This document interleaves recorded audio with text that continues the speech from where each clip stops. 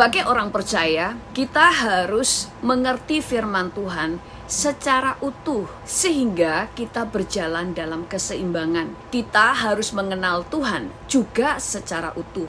Kita harus melihat setiap firman Tuhan dari semua sisi supaya tidak salah paham. Banyak orang Kristen hidupnya jatuh bangun, hidupnya berantakan. Penyebabnya seringkali bukan karena kurang berdoa, juga bukan karena tidak punya iman, tetapi seringkali karena salah pengertian akan firman Tuhan. Kenapa bisa salah pengertian? Pertama, bisa karena memahami firman dengan pengertian sendiri. Kedua, karena membaca firman Tuhan hanya dari satu sisi. Karena kita mendapatkan pengertian firman yang salah, maka kita akan mengambil keputusan dengan salah, kita bertindak salah dan menghasilkan hal yang salah. Contoh, ada banyak orang yang berpikir bahwa nasib kita hanya ditentukan oleh Tuhan. Makanya kita selalu berkata, nasib kita ada di tangan Tuhan. Mati hidup kita juga ditentukan oleh Tuhan. Salah. Karena nasib hidup kita ditentukan oleh 4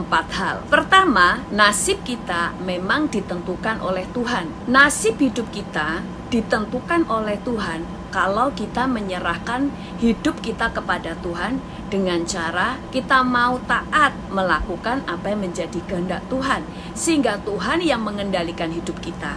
Tapi ada hal-hal yang lain yang bisa menentukan nasib hidup kita. Yang kedua adalah nasib hidup kita juga ditentukan oleh perkataan-perkataan kita. Di dalam kitab Amsal 18 ayat 21 berkata, hidup dan mati dikuasai oleh lidah. Siapa suka menggemakannya akan memakan buahnya. Nasib kita ditentukan oleh apa yang kita katakan. Lihat, ada orang-orang yang dibenci banyak orang hanya karena mulutnya. Ada banyak orang yang susah memperoleh pekerjaan, di mana-mana dipecat karena mulutnya. Ada orang masuk penjara karena mulutnya. Ada banyak pernikahan yang hancur karena perkataannya. Apakah ini rancangan Tuhan? Tidak, tetapi karena perkataan-perkataan yang bodoh yang keluar dari mulut kita lah yang menentukan nasib kita. Seorang ibu datang kepada hamba Tuhan sambil menangis, minta didoakan karena dia sedang stres menghadapi anak perempuannya yang hidup free sex. Dan setiap kali menegur anaknya yang sekarang sudah beranjak dewasa, anaknya melawan ibunya dengan berkata, bukankah ini yang kamu mau selama ini? Kenapa? Karena selama dia masih kecil, ibunya menuntut dia mendapatkan nilai yang terbaik karena ibunya bangga. Tetapi anak ini tidak sanggup, sehingga ibunya kalau marah selalu berkata, memang kamu dasar sundal, kamu bodoh, kamu kalau besar nanti kamu jadi sundal. Dan itu sangat melukai hati anaknya. Tapi pada waktu dia masih anak-anak, dia tidak bisa melawannya. Sampai beranjak remaja pun ibunya selalu mengatakan dia sundal. Dan pada waktu dia mulai dewasa, dia mulai berani melawan orang tuanya dan dia hidup free sex. Dan setiap kali ditegur ibunya, dia selalu berkata, bukankah ini yang ibu mau dari hidupku? Sehingga ibu ini berkata, saya telah bersalah. Perkataan-perkataan saya telah menjadikan anak saya benar-benar menjadi sundal. Jadi perkataan kita menentukan nasib hidup kita. Ada seseorang yang pernah konseling kepada saya, karena dia bekerja dimanapun, tidak lama pasti dipecat. Dia orang yang selalu mengeluh dan semua orang sangat tidak suka mendengar perkataan-perkataan dia, termasuk bosnya. Bahkan dia berkata begini, ada banyak teman-teman yang punya informasi pekerjaan, tetapi mereka selalu menawarkan pekerjaan kepada orang lain, bukan kepada saya. Ternyata teman-temannya semua punya keluhan yang sama tentang orang ini. Mereka semuanya berkata, anak ini kalau dikasih pekerjaan bukannya berterima kasih, tetapi ada saja kejelekan yang dia temukan untuk mengeluh dan menjelek-jelekan orang kepada orang lain. Misalnya, dia pekerjaan begini dikasih sama saya, coba kalau enak pasti dikasih orang lain. Pekerjaan ini susah lah, pekerjaan ini berat lah, gajinya kecil lah, dan sebagainya. Dia punya mulut yang jahat, sehingga teman-temannya waktu melihat dia dipecat sekalipun di tempat mereka bekerja sedang mencari pegawai baru sekalipun, tidak ada orang yang menawarkan pekerjaan itu kepada dia karena mulutnya. Apakah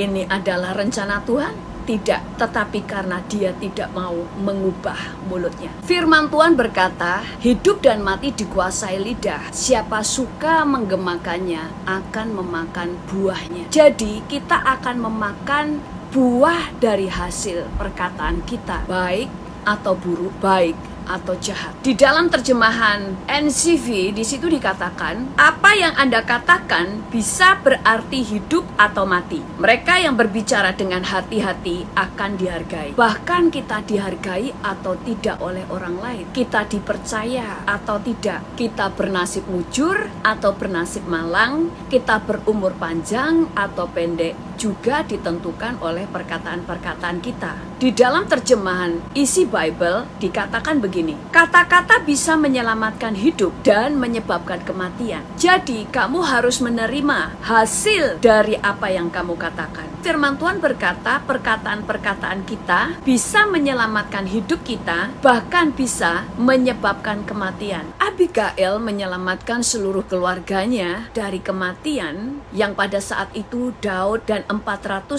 tentaranya akan membunuh keluarganya, tetapi dia bisa membatalkan bencana itu karena perkataannya. Tetapi banyak orang menghadapi masalah dalam hidupnya, dia bisa dibunuh, dia bisa dipukulin orang karena mulutnya. Yang ketiga, nasib kita juga ditentukan oleh apa yang kita tabur. Kita suka tidak suka, tahu atau tidak tahu, kita akan menuai dari hasil apa yang kita tabur. Kita akan menuai kejahatan kalau kita menabur kejahatan. Kita akan menuai hal yang baik kalau kita selalu menabur hal yang baik. Semakin kita menabur terus-menerus hal yang baik, maka kita akan terus-menerus menuai hasil yang baik. Dan yang keempat adalah nasib hidup kita ditentukan oleh keputusan-keputusan apa yang kita ambil. Keputusan yang salah akan membuat kita menghadapi masalah, sementara keputusan yang tepat dan benar akan menghasilkan hal-hal yang baik.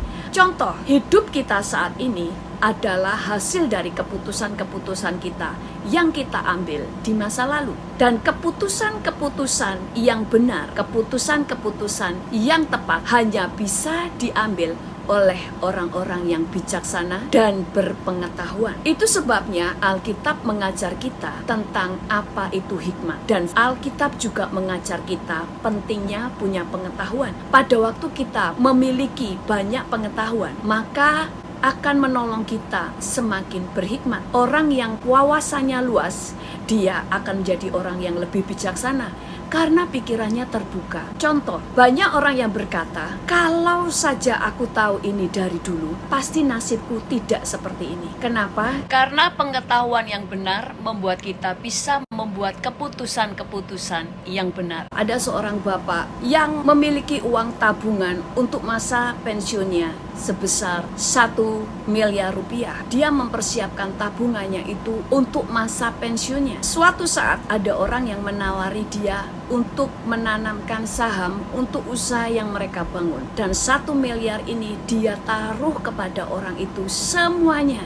Dan ternyata uang itu dilarikan, dia ditipu. Kenapa dia sampai mengambil keputusan yang salah? Karena dia kurang pengetahuan. Orang-orang yang berpengalaman, dia tahu dia tidak akan menginvestasikan seluruh uangnya dalam satu bidang. Ada quote yang berkata, jangan menaruh seluruh telurmu di dalam satu keranjang. Maksudnya apa? Karena kalau jatuh, maka telur itu semuanya akan pecah dan tidak bisa diselamatkan. Tetapi taruhlah telur itu di dalam beberapa keranjang. Kalau satu jatuh, paling tidak kita bisa menyelamatkan yang lain. Demikian juga di dalam menanam saham. Kita jangan menanam seluruh uang kita hanya dalam satu keranjang atau hanya dalam satu usaha. Kedua, perlu pengetahuan supaya kita tidak ditipu orang. Juga butuh yang namanya kepekaan rohani. Kepekaan rohani seringkali menyelamatkan hidup kita dari keputusan-keputusan yang salah. Tuhan Yesus memberkati. Segala perkara dapat ku